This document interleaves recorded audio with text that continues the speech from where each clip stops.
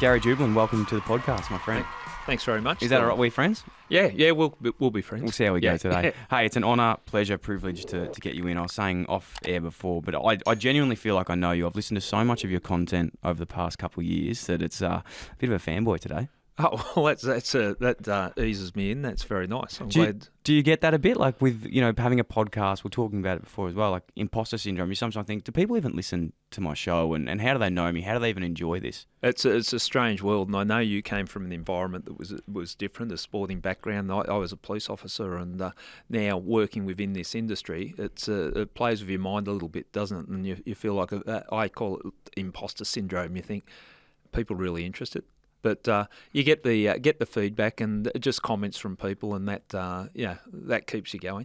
Give us a quick rundown for those who haven't heard about it. I know there'll be 99% that are listening that have, but if you haven't heard of I Catch Killers, what's the gist about? Okay, well, I spent 34 years in the police, and probably 25 of those years I was investigating homicides. So the premise of the name I Catch Killers, I wrote a book called I Catch Killers and then did a podcast, and it just flowed on from there. Started off, it was with News Corp that I was doing the podcast with, and they were interested in, at one point in time, they were thinking like a murder case and work all the way through it. And I said, well, how about I interview some of my colleagues or ex-colleagues, and we'll give the listener a fly on the wall, two cops talking to each other. And that went off. That the first season, people really enjoyed that. But then I realised that we had to expand on it. We couldn't have always the police version of it.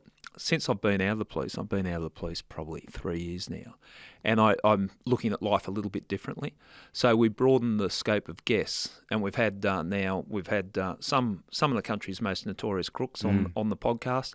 We've had victims, subject matter experts, and a whole range of people with interesting stories, and that's how the podcast has sort of taken off. Yeah, I must admit, I've been listening from the start to now, and my favourite ones are those ones where you're actually interviewing the other side of crime, like you being a former detective interviewing a bikie. Yeah.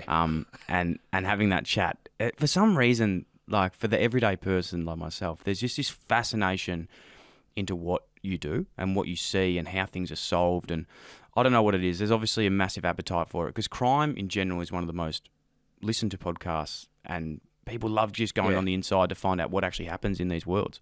Yeah, there's definitely a curiosity, and I think that's partly I enjoyed policing because it was looking into a world that if I didn't have the experience of a police officer, I wouldn't see into that world. And there's some interesting characters, and the way they live their life, and some of the people I've had on the podcast, they're gangsters in the truest sense. And it's quite interesting getting their perspective on the way that they look at things. What I've also become very much aware of is that, and I think I was a little bit this way in the cops too, I think I had empathy, but my focus was on catching the bad guys, so you didn't have too much time. You'd get assigned a case, you'd work that case, arrest someone, hopefully, and then move on to the next one. So you didn't really have time to think about why this person has committed crime. But one of the guests I had on the podcast that really opened my eyes, and I think he also vouched for me, so it opened the doors to speaking to other people from the other side, the bad guys. Bernie Matthews. And he was one of the state's, if not the country's, most notorious criminals at one stage in his life. He escaped from Long Bay Prison. And he was in Grafton Prison, which is northern New South Wales, where he was brutalised. It was, and this is all public record, it was floggings when the prisoners came in. Sitting down and speaking to him really opened my eyes, and we became quite friendly. He was also a journalist, an award-winning journalist, so he was helping me and advising me on journalism, and we would often sit opposite each other and just laugh how we became friends. Sadly, he passed away recently, but I became very close to him, and that sort of opened my eyes to a lot of things. Unbelievable. Well, there's so many similarities, isn't there? Like it's just either side of the white line of what it is. You're both successful, you're both chasing, but it's just different things. Well, what it is, and it's funny. He lived by a code, I lived by a code. Now, I respected him for living by his code, like he didn't give anyone up, and he was a tough guy. I don't necessarily agree with his code, but I respect him for living by that code, and I'd like to think as a copper that's the way I live by a code, and the bad guys mightn't agree with the code, but that's the code, and I hope there's some respect given either way. I certainly think it was the case with Bernie, that there was mutual respect. Okay, well, there's an episode, Bernie, check that one out. My two favourites were the ex-bikie Cunno, which was referred to before. Another one that really opened my eyes, was a crazy story, was Khalid Baker, the boxer, with wrongfully convicted for a crime. I think it was 10 years he served in prison. Yeah, 13 years. Yeah, no, Khalid Baker, that's his murder conviction. I know he's still trying to overturn it, and I looked at it from a homicide point of view, just separate to my dealings with Khalid, and I thought it was a strange conviction in that it was just in a basic sense. It was a party where there was a brawl and someone fell out a window, and there was a couple of things about that caused me concern. But what I found interesting about Khalid was that he wasn't bitter, and I found that really inspiring, that he's gone to jail. Now, rightly or wrongly, he was probably being a dickhead at that stage, but to go to jail for murder, I think that was extreme. Now, he could have come out very angry, and he's certainly not. I was actually in contact with him last week. He had a fight up in Sydney and won the fight, but that was a bit of fun. I interviewed him, and part of the thing was, I'll sit down and do a podcast, but you jump in the ring and spar me. So we mic'd me up, and it was. He let me know that was his domain, which was fair enough, and but it was a bit of fun. So I think there's one thing there that's evident in his story, your story, which hopefully we'll touch on today, but it's that saying that I love using. It's not what happens, it's how you react to it. And I think that without going, that's a lot in your story, which we'll get to later. But let's go back to the start. Can I just, because you mentioned Cunno as well, and he's a really a person. He's another person I've got respect for, and definitely, he was on the other side of the divide between the good guys and the bad guys. And when I first met him, that he was talking about, I'm a gangster, I don't have a job. I'm an outlaw. Like, what do you mean, have a job or have a driver's license or that? I don't do that shit. That's for the straighties. And he turned his life around, and I'm really proud of the person he's turned into now. That and we had a funny conversation where he contacted me and said, "Oh, thanks, mate." And we have got a friendship now. There's no denying it. And what for? And he said, "It's not that bad being a citizen." And he's gone, "I'm paying taxes. I've got a job and all that." So really cool. And that's the stories of redemption. Just they rock me. Yeah. Like I really admire people that can come through adversity or make a decision to turn their life around. I think it's really impressive. 100%. And I think no matter if you're a crook or tax paying, we all hate paying tax. So you might still be a bit shifty there. We'll have to look into that. Mate, I'd love to talk about your story today from the start. What were you like growing up as a kid? Join the police force. Was that always a dream, or did something just sort of transpire that ticked you into it? No, it wasn't a dream at all. I didn't come from a police family, and it wasn't where I was drifting to. If anything, if I had to describe myself, I think I was more and I laugh when I say long-haired surfy hippie, given my current hairstyle. But that was my thing. It was just about having fun, like young people. You don't take life too seriously. I worked in the building industry, but my work was more just get the work out of the way so I could have fun on the weekend and go away surfing, playing sport or whatever. I was on a building site, so it wasn't any noble reason or to serve society and do good for the world that I joined the cops. I'd been in a ceiling, and it was a particularly hot day working as an electrician, and I got out and I'm having lunch in a park, and it was hot, I was itchy, and because you get itchy with all the dust in the ceiling, and I saw two cops chasing a bad guy down the road. And I looked and I thought, that looks all right. That looks like a bit of fun. I applied the next day and got in the cops probably 6 months after that. Oh my God, it's funny how fortuitous things happen in person that can spark things. Am I wrong to say as well, and I might have done a little bit of research off there on this, but earlier before that, there could have been a time where this was never going to be on your cards. It might have even gone either way. Were you sort of getting caught up in the wrong crowds as a kid, like a lot of us do? Yeah, and there was something that I was drawn to the excitement, and I had a lot of friends, and I think that helped me in policing too, like a lot of friends that went in the wrong direction.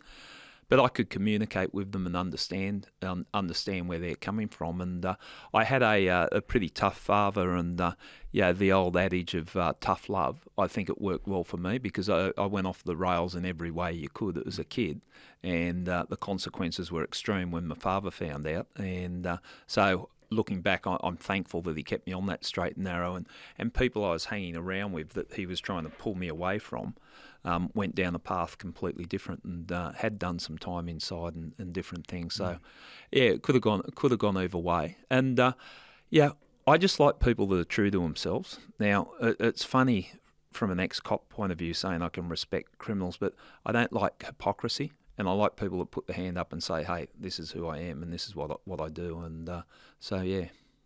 Do you join the cops? How long are you in the police force now? Because I know it's 2 years now you have to serve as a serving officer to then become, go into a different force. Is that similar to that? So I started off in uniform for 2 years, which was in New South Wales Police. And I think in most police there's a minimum, whether it's 2 or 3 years that you spend in uniform, which I 100% agree with, because, you learn a lot from those times in uniform, and just how to talk to people.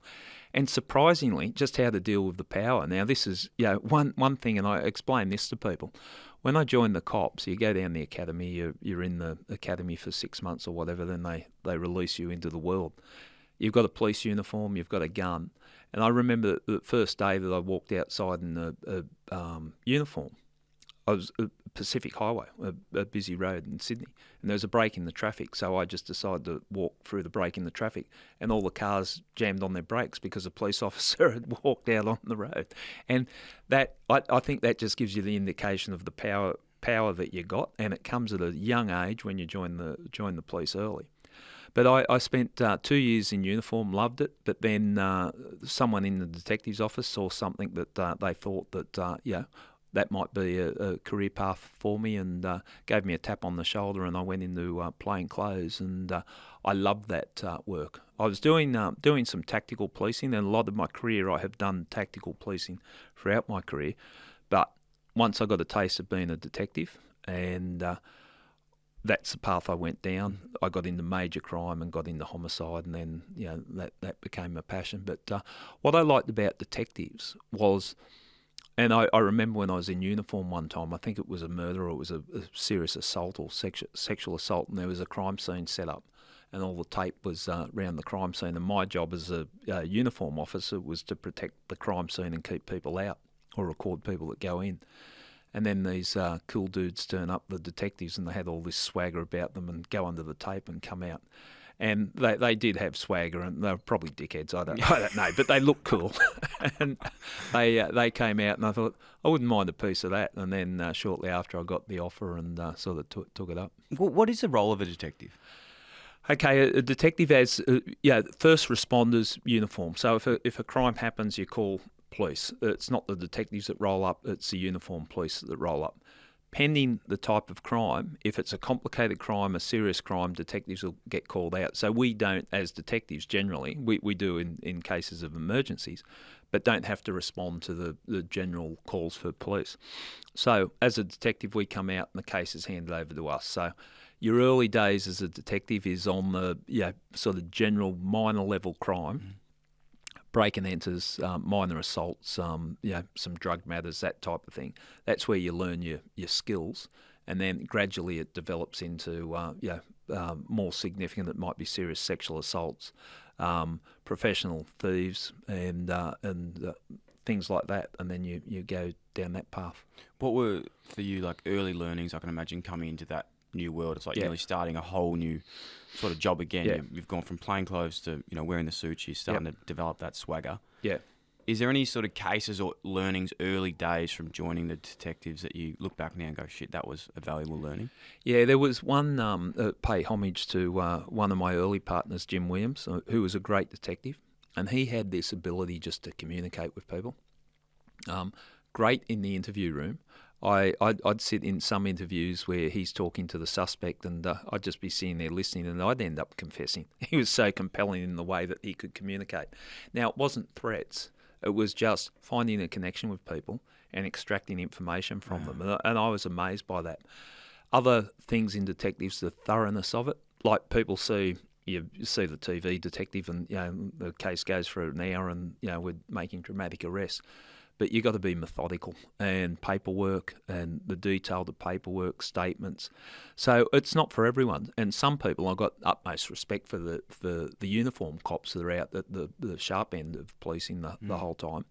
It's not for everyone, but it's very rewarding. So you basically take the case from the start to the finish and you see it through court. As a detective, probably the most terrifying thing was the amount of court time you did. And I got beat up in the witness box so many times. And I think it was pretty funny, but it was a good learning curve, and this was an older detective looking out for me. We had a matter coming up. It was only a break and enter or whatever, and I'd prepared, but my partner at the time, it was Jim, he didn't seem particularly interested, and he sort of lulled me into a false sense of security and said, "No, it'll be right, don't worry about it, you'll be in and out in 10 minutes. I got in the witness box. Every question I didn't want to be asked was asked. I was just carved up. After that, I wore a white shirt because I had a blue shirt, had all these unsightly sweat stains, and got out of the witness box. And I was just going, maybe this is not for me. And Jim pulled me aside and said, "I want you to meet a friend of mine." It was a defence solicitor. Jim had tipped him into all different questions to ask me just to see how I would handle the pressure in the witness box. He basically set me up. But it was a good lesson. And he said, "Now, the lesson that you've learnt here is you make sure you prepare every time you go in the witness box. If you don't, that can happen.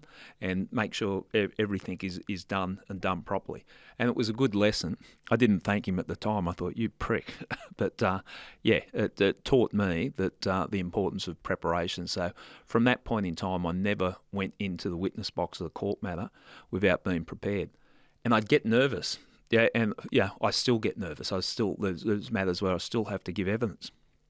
I still get nervous before going in, but it's like anything, like your sport, preparation.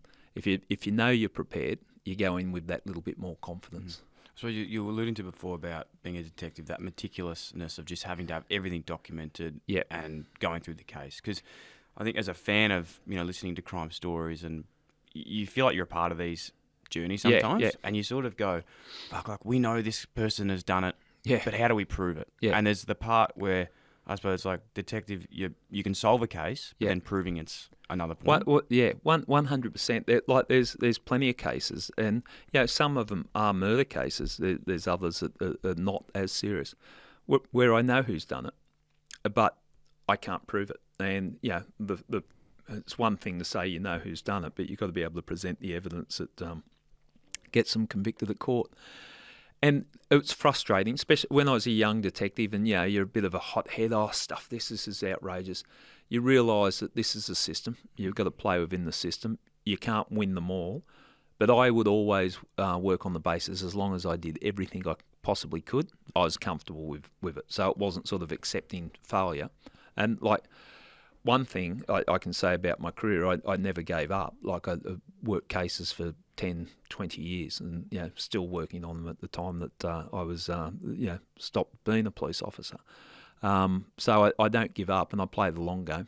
So No, that you do, and we'll definitely get into that today. Yep. The other part as well that is something of a crime nuffy that is always a question that I had is it true around this whole sense of 48 hours in a case? As soon as you take over a case, the first 48 hours is the most important to develop as much evidence and knowledge around that case as possible.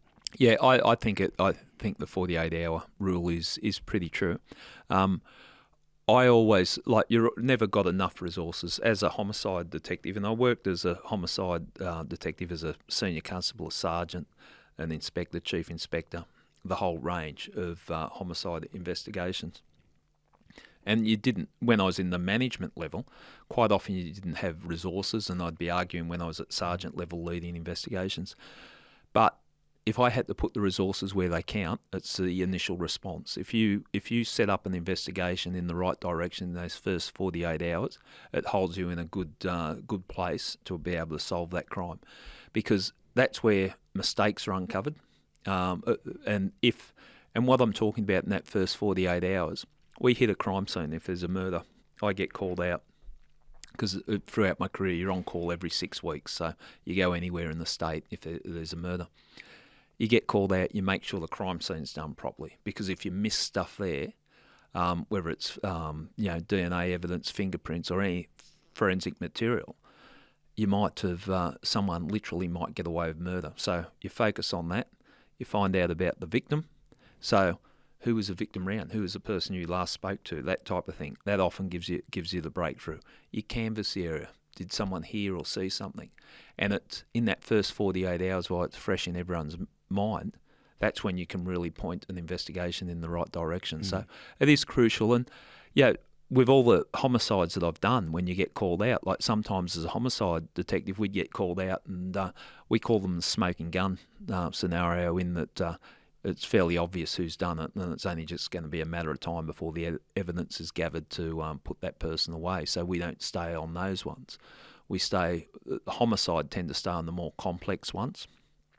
And I also worked in unsolved homicide, and I've done a lot of reinvestigations, and my frustration is when the initial investigation hasn't been done properly, it makes that reinvestigation that much harder. So is that like referring to like a cold case? Is that? Yeah, working on cold cases. Incredible. Before we get into some of the cases you've worked on, we're speaking today about homicide and murder, and it's sort of, you forget that this is actually something that's happened. Like you going to these crime scenes and dealing with this every day. How do you separate yourself from this? Like I can imagine you're talking about some pretty complex and gruesome issues that are happening. Yeah. Do you get accustomed to it? You get conditioned to it. And I think it's like, and I use the analogy of sport that we understand that, your first game in the season, how sore you are because of the knocks. But as the season goes on, you get conditioned to the knocks. You get your body conditioned to it. So as a homicide detective, I got conditioned to not sleeping for 40 hours or whatever when you get called out, confronting something horrible.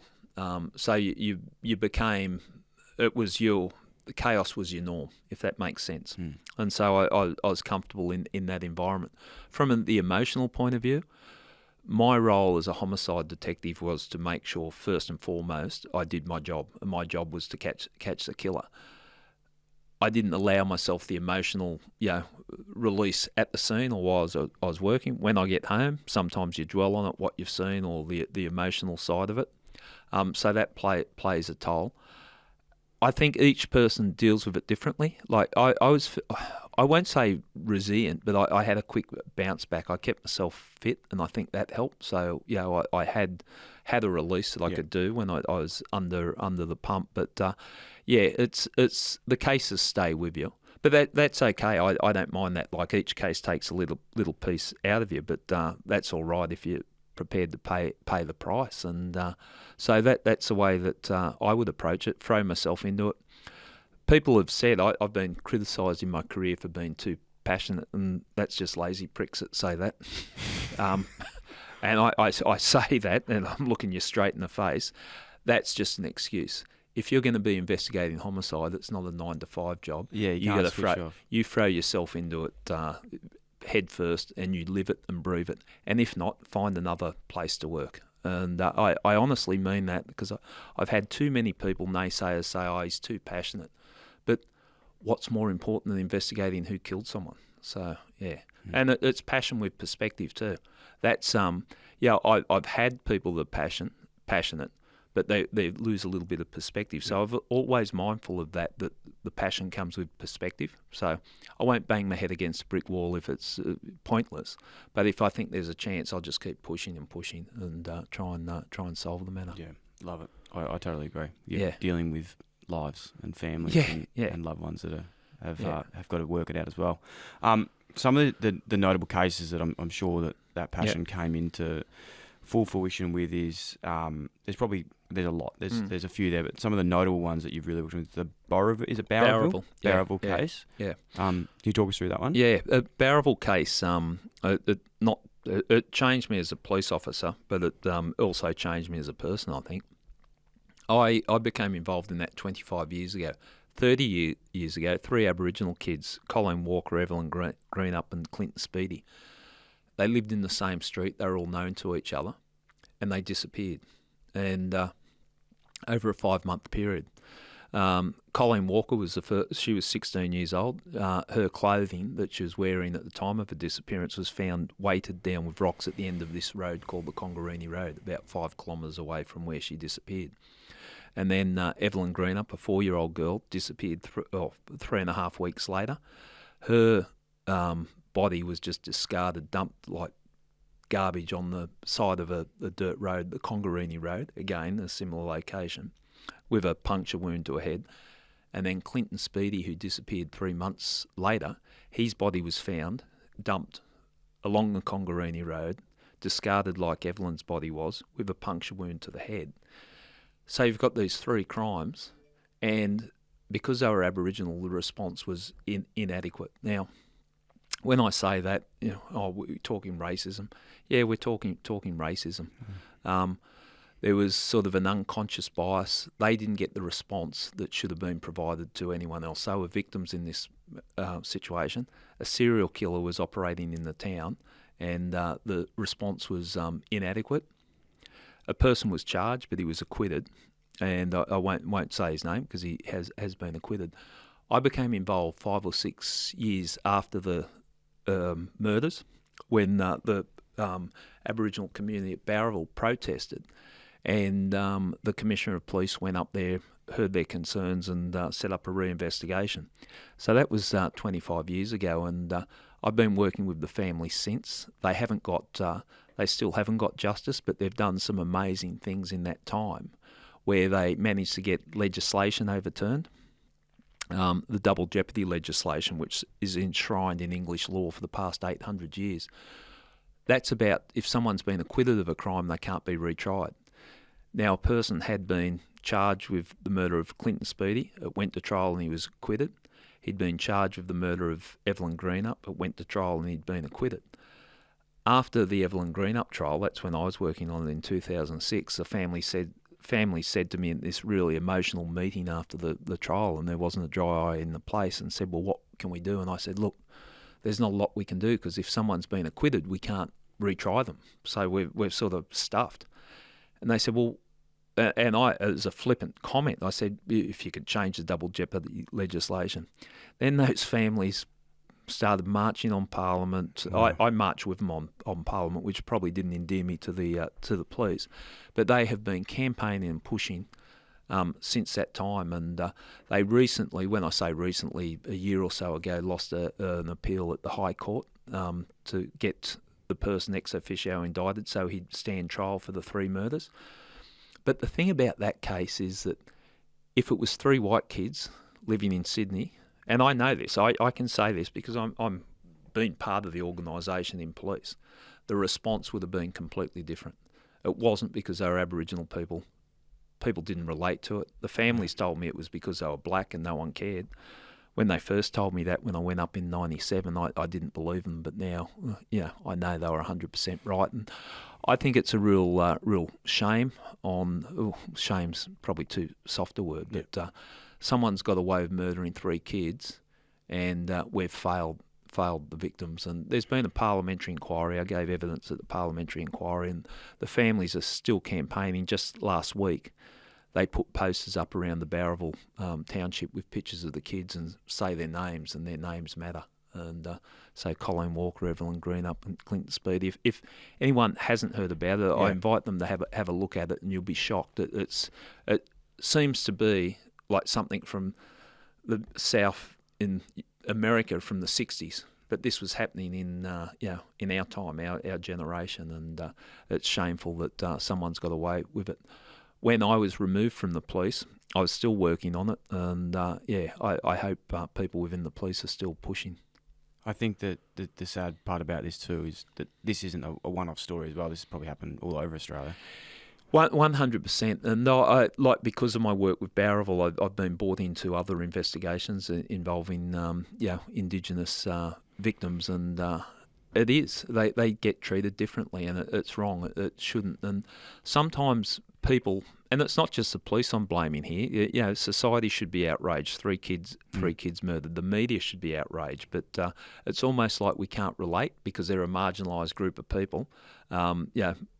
Economically disadvantaged. They haven't got money or powerful people in their corner, but that's not how a system should work. They're victims. The system should look after the victims. And sadly, and what I've seen with Bowraville is that unless they complain, unless they stir something up, nothing happens. But working on it for 25 years, I've got more from the community than they've got from me. Like the respect I've been given from the community, and they're like family to me now. And I've got no regrets what I did with the Bowraville people, and I'll keep fighting for them as long as I can, because I think it's outrageous what happened. And I think that hopefully we can keep this in the public eye and keep talking about the case to bring more awareness to it. Yeah, most definitely. And look, I'm saying there's still a possibility that these crimes could be solved. Yeah. But if they're not solved, it's important that their story is not forgotten. And there was one Aboriginal elder, Elaine Walker, who became a really close friend of mine, and sadly she passed away. But when I first met her, I came up and I had the swagger of a big city homicide detective coming into a country town thinking, what have I got to learn? And she just gave it to me. She said, you're a cop, you're a white man, you have no idea, and she just growled at me and she was terrified. But we became really good friends, and she took me under her wing and started to teach me how to work within that community, how to get information from the community, how, just subtle things, but things that make a big difference. And, she'd say, you got a lot to learn, white boy. And she taught me so much. And sadly, when she passed away, and when I say sadly, it's probably one of the most, treasured memories I've got from policing, is that at her funeral, her family asked me to help, bury the coffin and throw dirt on the coffin. And I think, it makes me sad thinking about that she never saw justice, but she would always say to me, justice comes in many ways. And I think what she was trying to tell me was make sure this story is not forgotten, so it doesn't happen again. Yeah, so. Unbelievable. And you're definitely doing that, and hopefully today it can spark on a few more people to get around it. I know there's a couple podcasts, you've done one on it, and there's actually a series on it too that I've listened to, which will have the name in the show notes. Another sort of story that is bringing you to light as well, and you actually featured in an Underbelly series from this, is Badness. Yeah. So Anthony Parrish and Terry Falconer. Yeah. That was an interesting one. That was 2001. Terry Falconer was a prisoner. He was on day release, and he was working a smash repair place, released from prison during the day, because this was before he was going to be released full time to work, and then he had to come back to prison at night, had an ankle bracelet on and all that. 3 people turned up dressed as police officers, 2 as detectives, 1 in uniform. Had guns, identification, introduced themselves, spoke to him, arrested him, handcuffed him and took him away. And people just thought, oh, well, it's another crime that Terry might have been involved in. That was the last time he was seen alive, and his body turned up 10 days later, cut up into 7 bags and dumped in the Hastings River up at Port Macquarie. And I became involved then. I got called out and led that investigation. That investigation took, it was 10 years, I think, but start to finish. But it became one of the biggest murder investigations in the country, because it ended up that I was overseeing 8 murder investigations. It was organised crime. We ended up, we caught, I think we ended up charging 14 people with over 100 offences, and every offence that we charged them with, we got up on, which was, really powerful. But that was chaotic. And when the Underbelly riders, they spoke to senior police, and they sort of pointed towards this investigation. And they spoke to me and said, look, we want to do a series on, we've done, the Melbourne one focusing on the bad guys. I think they did the one with the corruption in King's Cross. And we want to show that police can bounce back. And so that's how they sort of came to this job. But it was a weird experience. Yeah. Like, I had riders following me around for years. And the amount of details, it surprised me. And it's sort of the first time I've got an understanding of what goes into these shows. But it was sort of a surreal experience. The writers spoke to me and said, look, we want to have you as the main character.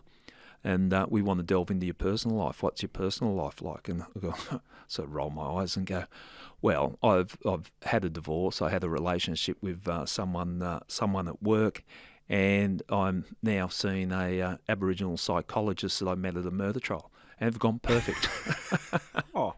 They've gone, oh, we don't need to add anything to it. So then watching your personal life play out, Underbelly was a really popular show. It was one of the biggest ones in the country. And I remember when it came out, that friends and family would say, we'll come around and watch it with you. And I said, no, I'll watch it on my own. And I think I was watching it, and as you're watching your private life play out and everything else, it's quite confronting.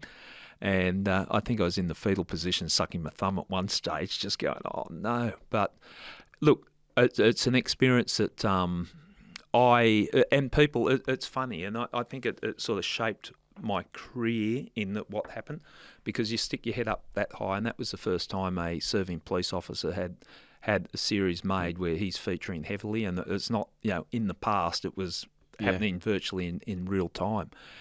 And I know that put a target on my back within my own organisation. It's funny because the people that I respect, they're the ones that are going, oh, that's great, because there could have been 100 cops that they did the show on. That just happened to be my one. But there was some, I'd say petty jealousies that come from there. And also at the target, I found that I got a harder time in the witness box, because I think barristers wanted to make a name for themselves beating up the bloke that was on Underbelly. But I'm really proud of the investigation. It was organised crime at the extreme, and the pressure was, very, very real. And there was a period of time, I think there was about 2 years, where, so it was 10 years, and we worked on it. Then I got on to other cases, and we had, when I say I work on a case for 10 years, you've got other cases that you're working on. So there was a theme running through the investigations. Then we got a bit of a breakthrough. We were using a lot of informants, and then the pressure was on, like it was a game of cat and mouse. They didn't know we were looking at them. We had lulled them into a false sense of security because they'd got away so long. And then we had to strike, and it was dramatic. There was an arrest at gunpoint when we took out Anthony Parrish and another person by the name of Sean Waygood. Sean's deceased now. He was a contract killer, and so it was heavy. And we were making life and death decisions. I was working with a good team. Everyone was under the pump, and we're really proud of what we achieved. So with the Underbelly thing, like I laugh when people go, oh, I wouldn't have done it if it was me. I say bullshit. If someone, we're going to make a TV series about you, you don't think you'd be interested in it? Like, it was fun. And the police were funny. They got, they are the ones that put Underbelly onto me. So they were condoning it. I was the one that said, look, I feel funny with people walking around when I'm at work. I'll do it in my own time, like speaking to writers and that. And then it got closer to the time, and the police have realised that there's going to be a lot of focus on myself, and they directed me that I'm not to speak to the writers anymore. This is 2 years down the track. And I've said, but I've given them all my personal details with your sanction, and they're going to, the TV series, and you want me not to be involved in it? So I abided by what they said and just explained to the writers, look, the police have got cold feet on it. Anyway, you got all the information. But then they asked me to, I forget the name of the terminology, but a reading, the first reading. And the Underbelly producers rang me up and said, look, no, you're not, we can't deal with you directly anymore, but we're doing the first reading of the TV series, and that's when all the actors sit round and read out the first couple of episodes in a room. Would you like to come along? I said, no, I can't. And I thought, stuff that. I'm going to come along. Like, who am I kidding? It's in my own time. I'm going to come along. And I walked in there, and there's all these actors, and I was intimidated and sort of sitting there. But by the end of the night, I was becoming, I think, a little bit obnoxious, because I'm start looking at the actors going, no, look, if you're playing him, you need to more. All of that. So I'm pushing that. But I made a good friend out of it with Matt Nable. he played me, and we stay in contact and catch up a fair bit. And it's funny. I see why the skills that actors have, because he can play me better than I can play myself. And but we have a lot of fun. So it was an experience. Yeah, yeah. He's a good actor. He's actually in a series that I was watching recently about another Australian.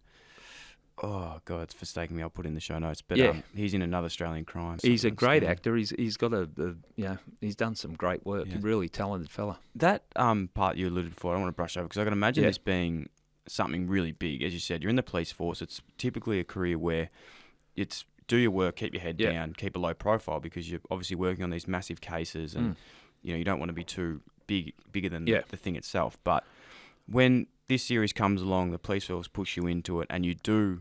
You're working on these massive cases. You're becoming one of the most well-known detectives in the country. Yep. How was that with the other police officers and the superior officers above you? Did you find that it did get really hard? Look, the police that I respected, they didn't worry them at all. Like the ones that were the hard workers, didn't worry them at all because they know the work I did in the first place. But it could have been them. Yeah, we're just doing our work. That's our job. And if you work long enough and hard enough, that like I did, my public profile was because I was doing some hard investigations. Like there's hundreds of investigations I've done that no one knows about because there wasn't no need for the media. But some of the ones, Bowraville, I used the media because no one cared about it. Yep.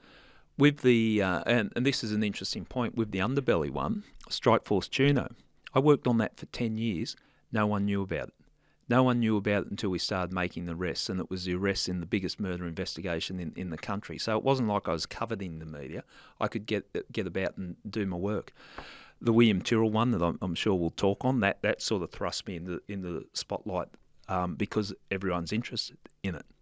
But I definitely played a part in my career, and it gave me an informal power. That because I was well known, that I think it intimidated certain bosses. And like when I say this, and I choose my words carefully because it sounds egotistical, they were just jealous, because that's an easy cop-out. You could be a dickhead and you just write it off, they're just jealous. But also, all that I was doing my job, and I wasn't critical of the police. I thought I was a positive advocate for the police. But yeah, some of the things that happened to me in my career, I have absolutely no doubt it was because of the profile I had.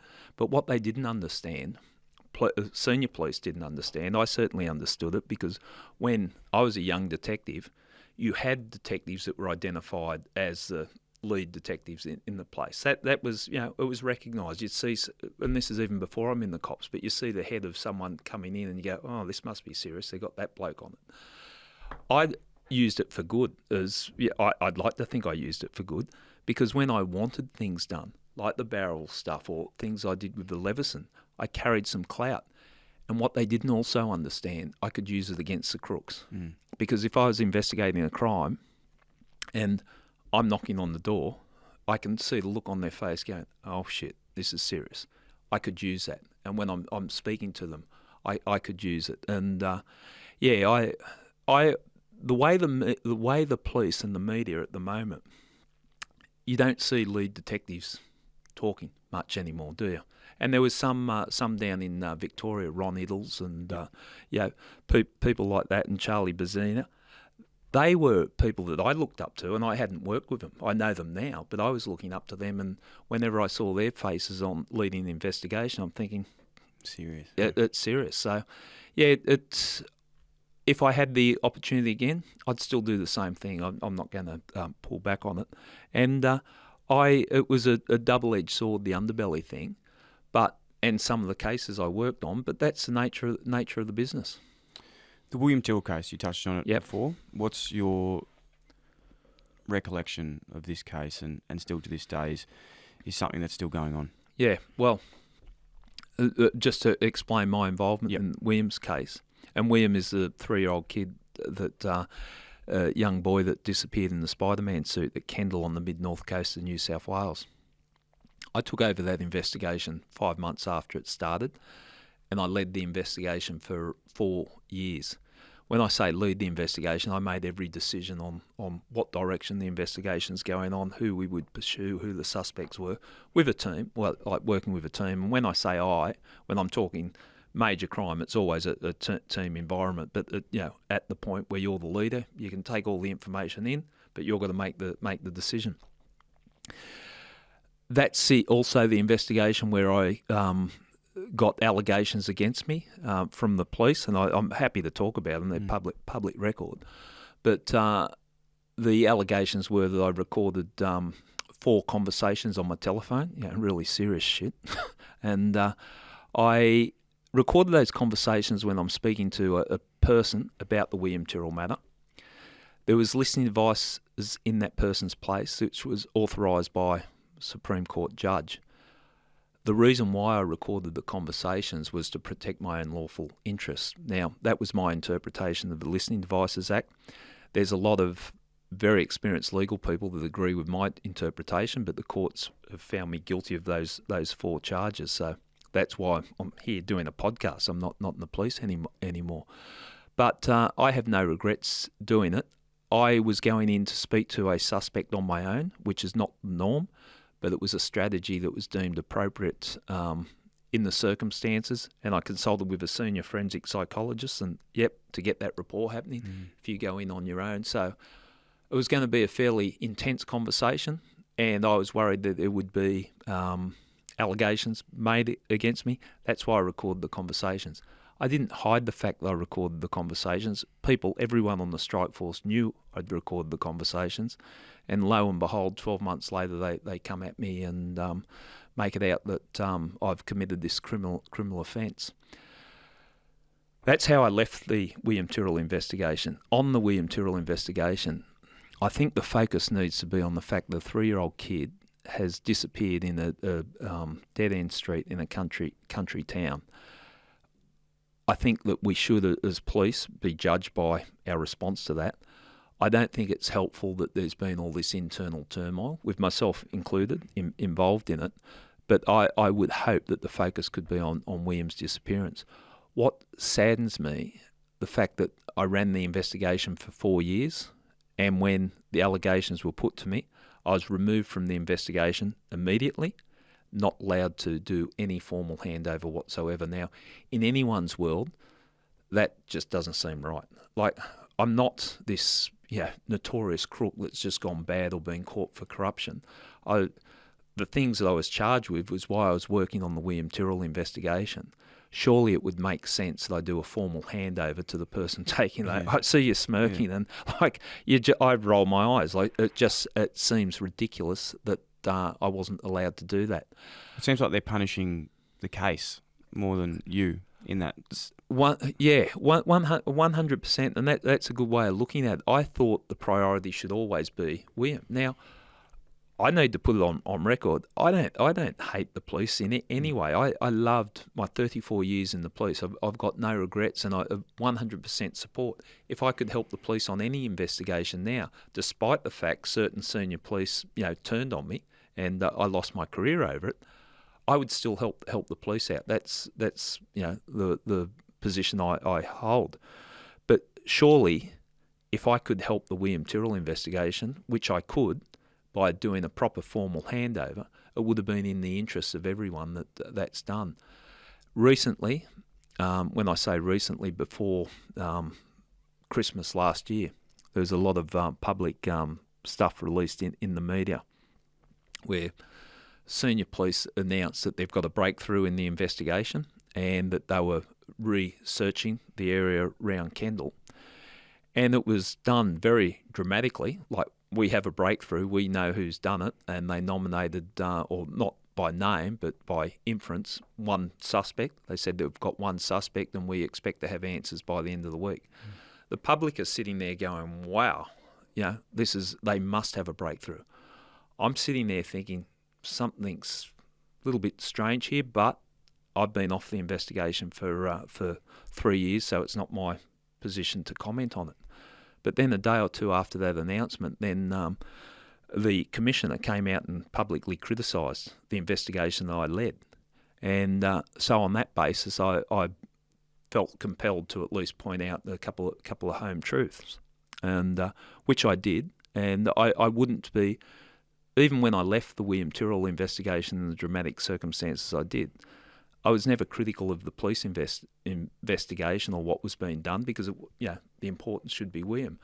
But I was sort of gobsmacked that the most senior police officer in the state would come out and publicly criticise an investigation, a current investigation.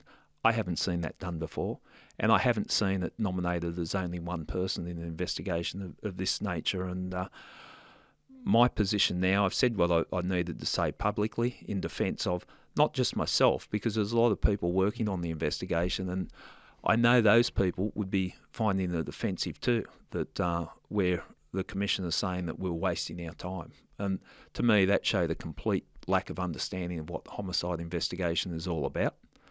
And it was a very disappointing thing. But I think now you've come out and said all these things, like the police have announced we've got a breakthrough and all this. And there's one particular person that's been really hung out to dry in this matter, and I've offered my opinions on my thoughts on the person. That person was eliminated at the time the investigation was handed over to me. I eliminated that person again during the course of my investigation. I don't know what they've got 3 years after I've left the investigation, but trial by media is not a good thing. And I now work in the media, so I'm in a fortunate position to see it Both sides. from both sides. And I feel really uncomfortable with what's happened, that I've never seen a search conducted where the media have been given so much access to every single thing that went on. When I was conducting searches, it's media over there, but they seem to be allowed in, and here's a piece of red material that's clearly not from a Spider-Man suit, but they allow the cameras in, and that's the lead story. And I was a little bit disappointed in the way that the media covered it at the time. But I don't think there's one, and I also need to say this because I don't want to come across as just completely negative. I don't think there's anyone in the New South Wales Police that doesn't want to solve this crime, and I'm sure the people working on the investigation are working hard on the crime. But the focus should be on finding out what happened to William. And I think there comes a point in time it's put up or shut up. Now, the matter's still before the coroner, but it's been before the coroner for a number of years. With all this information that's been leaked and released to the media, well, someone needs to front it and answer questions. Because I know when I was leading the investigation, I'd present myself and answer questions. If the public or the media had questions, I would answer those questions. But I haven't seen this in the current phase of the William Tyrrell investigation. And it feels as though this is a typically even more sensitive case because of the legal around the names of the family as well. So alluding to, maybe you could explain that a little bit better. But this is because when there's a child involved, names are suppressed, which is sensible because the priority should be looking after the child. But the way this information has got out to the media, it's pretty well saying this is a person we suspect, but we can't name this person because of a legal situation. It's come out, it's known now that William was a foster child, and that was something in the early stage of the investigation that mystified the public a little bit, I think, because the parents couldn't come out and say, show their faces or names because they couldn't be identified. And I think that became problematic. And I think, not with the benefit of hindsight, this would be my thoughts right from the start, and that they should have been allowed to speak. I think it would have been in everyone's interest to cover it. But look, the sad thing about William Tyrrell, and it's funny, you asked me about it, and we're talking about how it impacted on me and the problems with the police. It should come back to the focus. A 3-year-old kid has disappeared, and I know the impact it's had on the foster parents. I know the impact it's had on the biological parents, and it's heavy. Like it is hard, and they deserve and should get answers. And I'm hoping, with all the talk that has been out there with the police, that they will get answers. But the pressure's on. They should, when they've come out and said stuff like that. I've never said anything like that when I was running an investigation, where you really put yourself out there. Now it's time to deliver. Speak about these cases, and we took at the Bowraville and the William Tyrell case, Yeah. which is obviously gut-wrenching type things that you live with forever, as you said. It takes a part of you, and we spoke about this earlier, and I always talk a lot about this with athletes, because it's who you are as a detective versus who you are as a person, and trying to separate the two. Yeah. I know you said that you feel like you're quite resilient and you can manage these things, but there's got to be a time when it is hard to separate the two personalities. Like, how did you do that throughout your career? Yeah, throughout my career, my balance was I'd always train. I'd stay fit, and that helped. And I wasn't this fitness fanatic. It was just every day I would train. I would train each police station. If I was working a murder investigation, I'd find out where the police boys club is, and go and train, and give myself an hour to clear my head. And I did that for the majority of my career, and I think that helped. This is how it worked with me. I didn't socialise with a lot of police outside of work. I socialised with people that knew me before I was a cop, old friends that can take the piss out of you, so you can't get caught up in your own importance. When I'm working on a case, like 10 years, my mates will go, "Geez, you take a long time to solve a case," and that they bring you back. I also I did a lot of martial arts, and that's and boxing, kickboxing, and that's always, when you're stressed, it's amazing. If you step into a ring and you're getting kicked in the head or punched in the head, you're not really worried about what's happened at work, so you focus there. And I also, I didn't know why I was drawn to it very early in my policing career. Meditation, and I would do qigong, and that came through doing kung fu. And I could see these blokes and women. I'm thinking, how the hell do they do all this? And one sifu I was training under said, "Yeah, you're very good. You train hard training." And you probably know this as a professional sportsman. I was so fit. I was doing all the hard training, but I'd walk past someone with a cold, and I'd get. I was sick. I was fit, but I'd get sick because I just wasn't balancing the hard and soft training. And he suggested that I need to do soft training. That led me to qigong. And if people don't know qigong, it's spelt, or one of the ways it's spelt is Qigong. It's a Chinese, think Tai Chi. It's like moving meditation. So it's about the breathing exercise and stretching and different things. So I got into that, and that sort of took me on a path, meditation, yoga, and I've been doing that for the past 25, 30 years. And what I found with meditation, and sometimes I got at different stages in my life, I got very heavily into it, but I realised I was making the same mistake I made with my hard training, that, okay, I've got to run 5Ks, I've got to do this, I've got to do some weights, blah, blah, whatever. Okay, I've got to do my 20 minutes meditation because I've got to rest and blah. It just became, and I realised this is ridiculous. I'm causing myself stress because I haven't done my meditation to de-stress.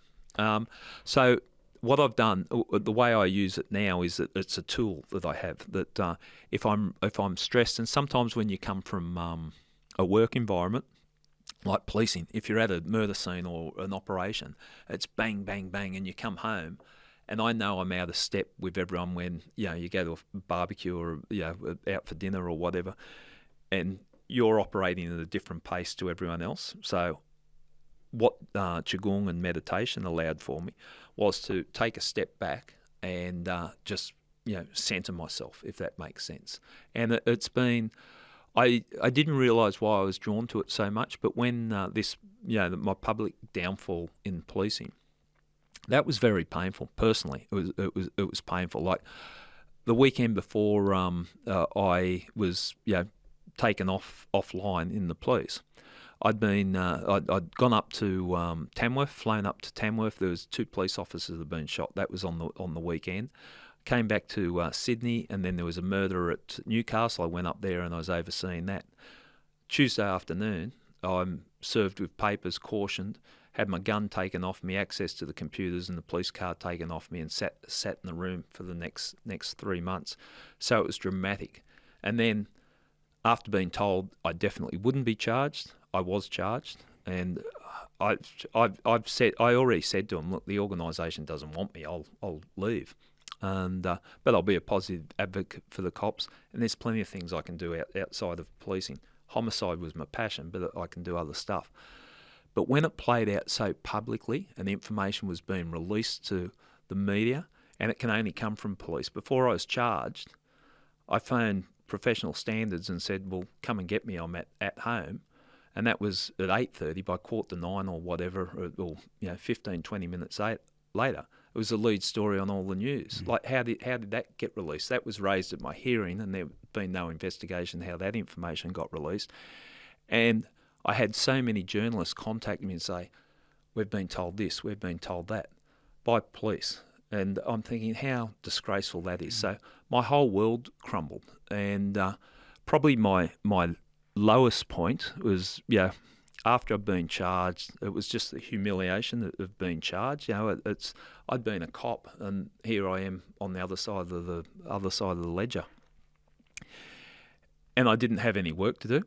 And I talked about the weekend before, because that's how I was the homicide detective. I was a homicide detective. That's what I did. That was my life. That was my passion.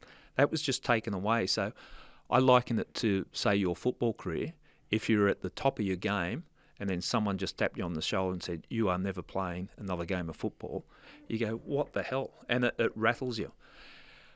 I was fortunate that I had a lot of friends that are smarter than me, that and people that I hadn't spoken to for ages reached out, and people that I respect, and just said, because they know my nature of fight or flight, I tend to fight, and they could see me just arcing up and making this a really ugly battle, and they said, don't, just take a step back, and your best form of revenge is getting on with your life outside of that. And I think the lowest point, I was sitting on my lounge at home. It was about, and that's right, when it first started, I thought, okay, well, I've got more time to train, I'll train. But then I lost the interest in training. I wasn't meditating.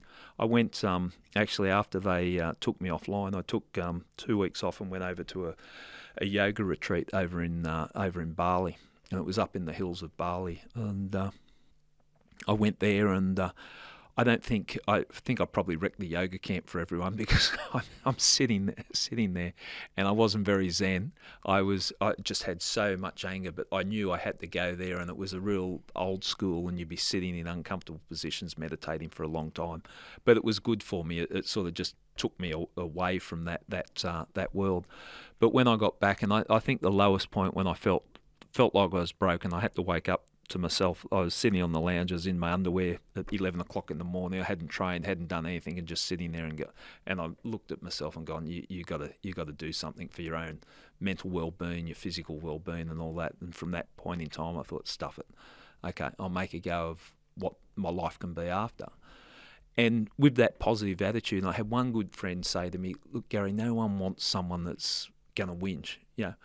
If you want to, if you're going to work in the media, because that's where all the offers are coming, it's got to be a positive story. You could have a whinge about what happened to you, and you got one time to tell it, and everyone will be sick of it. And that's, he was so right. And so I just thought, okay. And I was fortunate. I was offered opportunities with the News Corp, Sunday Telegraph, and writing, and that was terrifying. Like the first article I wrote for the Sunday Telegraph, it was like doing a uni assignment, and the whole state's going to read it. And I wish I paid more attention at school in English, and it was only a small article, but it took me forever to write. And I thought, okay, and I've sent it off, and a person who's been a really good mentor for me, Claire Harvey, I sent the article to her, and I just got a response back going, oh, good. No, I've got the article. I'm thinking, oh, that's really positive. And then I was catching the train into work, and I'm thinking, oh, I'm an idiot. I can't write. This is going to be embarrassing. But she, in fact, liked the article and helped me developing a writing style. So I've enjoyed that. And then with the podcasts have been great. Like I've really enjoyed doing the podcast that started off just interviewing police, but now I'm interviewing other people, as we talked about. And I'm enjoying it, but I've just finished doing some work with 60 Minutes as well. So and writing a book, and all these things have come to me because of what happened, which I thought was my lowest point in my life, what happened to me in the cops. And it's just changed my life completely. And I think it's all about attitude. Like I could have been bitter and twisted, and I've gone, nah, look, maybe this is a good thing. And it'll probably, I won't say this publicly, even though I'm talking on a podcast. It's probably the best thing that happened to me, because if I stayed in the cops, I would have died in that job, because there would always be another case to work on. But I do regret leaving cases. There was cases that I wanted to finish, and I regret that I don't have the opportunity to pass on the expertise. I had the expertise, because there wasn't one day that I turned up at work I didn't learn something, and I still had the energy. And that's a good combination when you've got the energy and the experience, and that's where I was at when my career was taken away. But I'm enjoying life, and for the people that and there were people that deliberately brought me down. This is my form of revenge. I'm saying I'm living a good life. I'm enjoying myself, and I've just finished a tour around the country doing a live stage show. And if anyone told me I was going to be performing, and I think that's what you do. I was calling the dressing room the change room, because I wasn't. I was so out of my depth. But I've been doing this show with called I Catch Killers Live with my friend Rob Carlton, who's a professional actor, and he's a really good mate. And before we walked out to a packed Enmore Theatre on a Saturday night, he's in the dressing room, as distinct from a change room, that you call them dressing rooms in the theatre world. And he's doing voice practicing and warming up. I didn't know what to do, so I started shadow boxing just to get rid of the adrenaline. It was a bizarre experience, but I laugh at myself in the things that the doors that have opened up because of what was a bad experience. But I think. And we talked about Caleb Baker and other people that sometimes the things that almost destroy you are the things that make you. And if you react to it well. Yeah, well, that's a good point, isn't it? Because that's probably what I respect and love about your story the most. And when I say your story, it's probably that crucible moment, not so much all the work you've done in the police, which is incredible in itself, which is something different, but that crucible moment of people trying to chop you down the whole time, you're fighting against it, them maybe looking like they've got their way by getting you out. Yeah. And you go, let's not be bitter, let's be better. Yeah. And in a way, as you said, you've repaid that faith in yourself to then go bigger and better in your next career. Yeah. It's the best form of revenge, as you said. Yeah, it is. And it's invigorating. I like to challenge myself, and like I'm doing things that are so far out of my comfort zone. I don't know if you experience it when you're doing the podcast. You're probably thinking, I'm a footballer, what am I doing sitting here with a microphone in front of me? And I was nervous before I'd start and different things, but by challenging yourself, taking yourself out of your comfort zone, and like that's like doing the live stage show. I'm saying, before I walked out to that first show, I'm there thinking, why have I done this to myself? And why have I put myself in this position? But now I've got through it, and we've enjoyed it, and it's been fun, and I'm glad I did. And you grow that little bit more. I love that. It's like when I refer this to when I was playing footy, and when you're in the police force, you continually pushing yourself, and it's not so much you're pushing yourself, but you're in a group that's pushing you, and you're forcing you to do new things. But when you leave that world, the onus is on you. Yeah. And if you stay comfortable, nothing happens. It's like you've got to get comfortable being uncomfortable. And that was probably where I got to, with my own career. I used to do all these massive training camps. And I was the fittest I've ever been. And 2 years later, I'm not doing anything. And I was like, fuck, I went on this hiking camp. I hate hiking. Hated it. Hate being away, but I knew that I'm only going to get better if I do things that I don't like doing. Yeah, it's interesting you say that, because that's how I felt too, that you can just sit in your comfort zone, and I always like to think my best days are ahead of me. And I see friends and people that choose different ways to live their life, but I never want to be. My most exciting time in my life was 10 years ago. And I think for someone like you, it must be hard being a footballer. It's everyone's dream. I don't think there's anyone that wouldn't, run out to a packed stadium and, hanging out with a group of like-minded people. It'd be fantastic. It must be hard to leave that. And what's for life after now. Well, And yeah. you see, sportsmen that leave and that was their highlight of their life, and you feel sorry for them. But that was my biggest fear, and I think maybe for yourself, similar. When you Yeah. leave something that you love so much, you think, "Is my life going to be shit from Yeah. now on?" And that was my biggest thing that I ever left. Going, this, as much as I've loved this, I do not want this to be the highlight of my life. And sitting in a pub one day, going, "I remember when I used to do that." Yeah. That was awesome. Yeah. I wanted my life to just be like on a trajectory, and that's something that I've really drawn inspiration from what you've been able to do with your career. Yeah, well, it's because it is confronting when you leave an environment that you've known and respected. And I've been fortunate enough, some of the articles and with ex-military guys and different podcasts I've done, and it was a group called Swiss 8, and they got a podcast out, and they're one of the ones that I first wrote an article about, and it's ex-combat veterans and how they're coping after they've left the army. And what they were talking about, they've lost their tribe. And that's a big part of the problems that people face. And I think it's very similar to footballers and police, because police was a little world that you operated on. So when I left it, I felt like my identity was left at the door. Because I was the detective. That was my persona. That's what people recognised me for, or even my friends. He's a cop.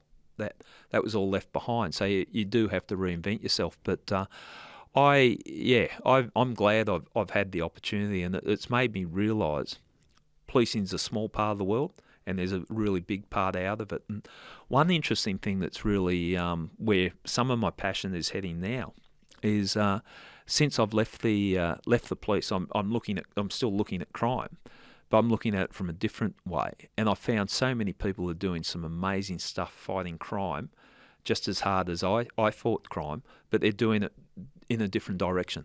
They're steering kids on the right path when they're going off the rails, or helping prisoners integrate back into society when they leave prison, or making offenders come to terms with the ramifications of their offences.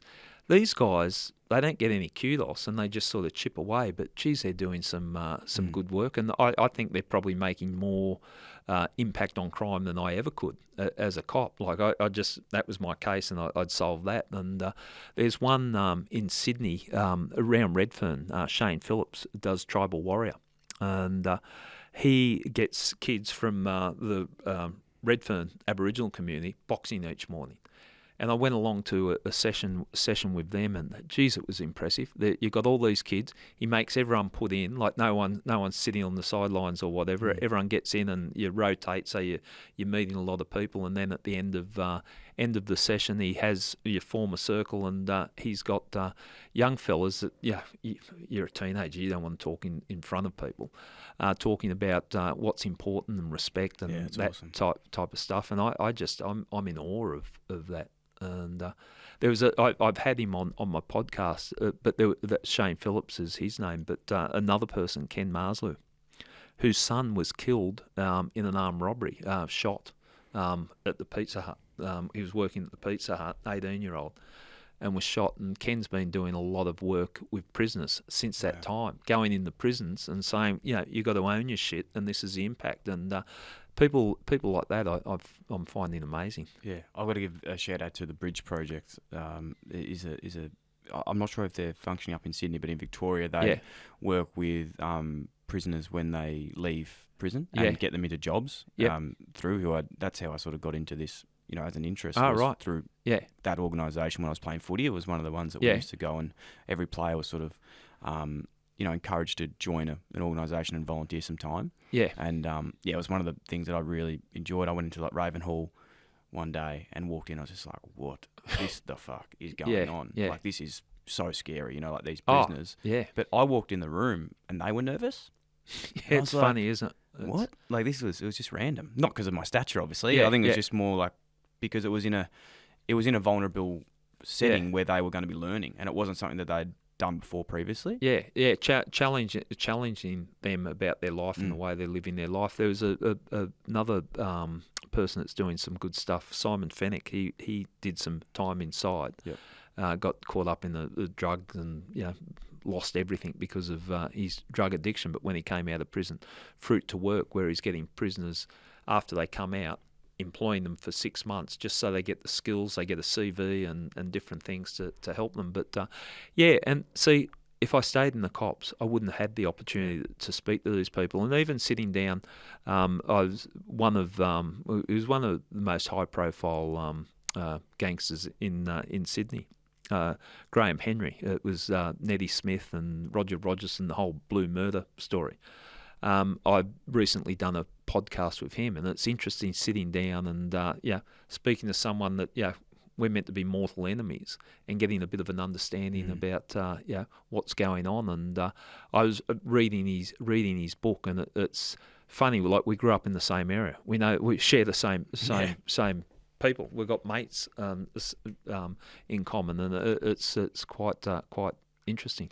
As much as today has been a chat about your career and learning so much about the world that a lot of people don't know, I think there's a message in here that I've really enjoyed and loved, and it's about purpose after finding something else in your life. Yeah. And something that's probably, to give you a bit of context in my career too, is we didn't make the decision. We were forced to make the decision. I was delisted from the AFL, sacked, basically. Yeah. Not because I did anything wrong, just didn't do anything well enough. So I just wasn't good enough to play footy anymore. Yeah. And out of that crucible moment, or being forced to do something different, you find another passion in your life, which is incredible. But what is really hard is when you're not forced and you're in a job, like you said, in the police force, and you probably would have stayed there. If I had got another contract, I would have stayed playing footy. It's easy. But it's a message that I always try to send about is how exciting if you can take that leap of faith and find something totally different that you never knew that you could do. Yeah, that's an interesting way of looking at it, and it's a message to a lot of people, because I think one of the saddest things that I see in life is where people are not happy in their job. And 80% of what you do, really.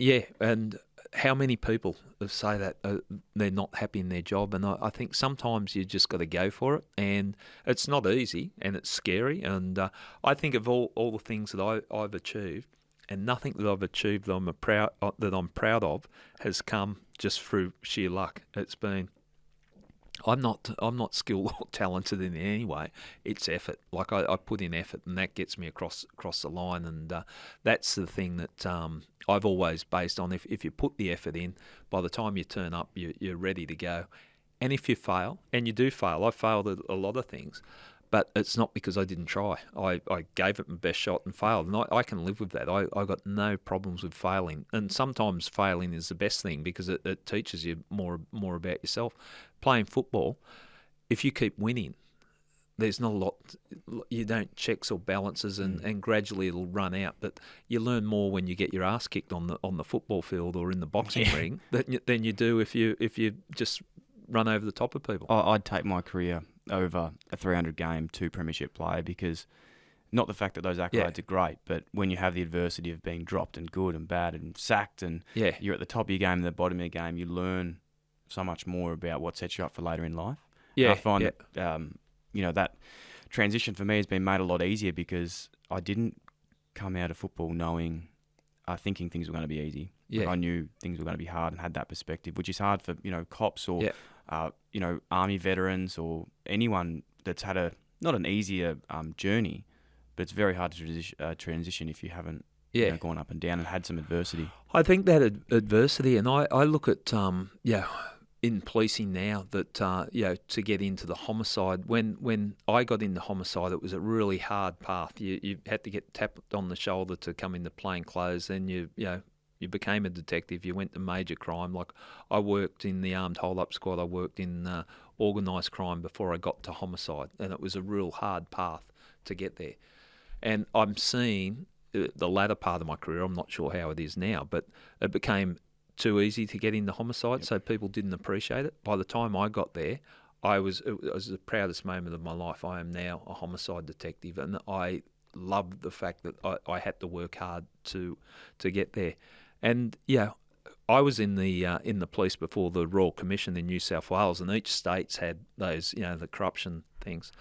And I worked with some people. My first partner as a local detective, so when I'm just a literally kid in the detective's office, and he was soliciting bribes from the local brothel when I was working with him. I thought, I'm watching his, he seemed to have this interest in this this brothel, and I thought he was just one of these weird cops that fascinated by that.